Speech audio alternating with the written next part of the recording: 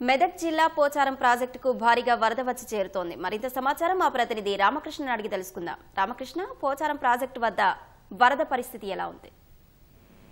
అశ్విని, మెదక్ జిల్లా ఇటు కామారెడ్డి కావచ్చు, అలాగే మెదక్ జిల్లాకి సరిహద్దు ప్రాంతంలో అయితే ఈ పోచారం ప్రాజెక్ట్ అయితే ఉంటుంది. అయితే ఈ భారీ ఎత్తున ఈ దాదాపు నిన్న సాయంత్రం నుంచి కురుస్తున్న ఈ వర్షానికైతే మాత్రం ప్రాజెక్టు నిండు కుండను కల్పిస్తా ఉంది.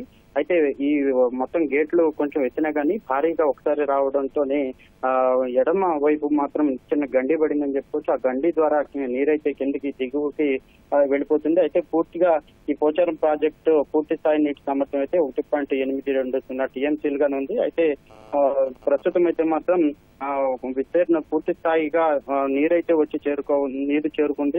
ఆ క్రమంలోనే గేట్లు పైగా కూడా నీరు దిగువ ప్రాంతాలకు విడుదల చేస్తున్నారు.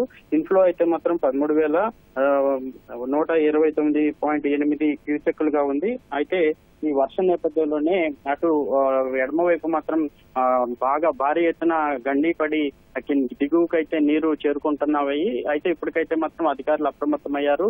ఆ గండిని పూడ్చే ప్రయత్నమా లేకపోతే అక్కడ నీటిని అదుపు చేసే ప్రయత్నం అయితే చేస్తా ఉన్నట్లు కూడా తెలుస్తా ఉంది.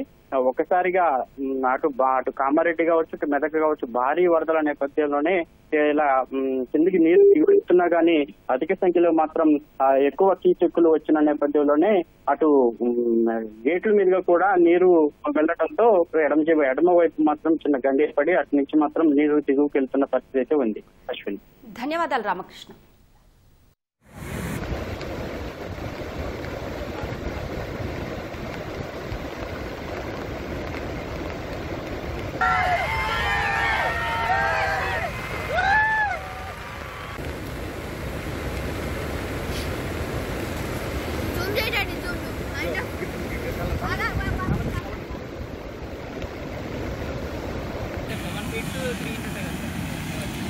అది స్టార్టింగ్ ఇటు సంచులో తీసుకునేసేది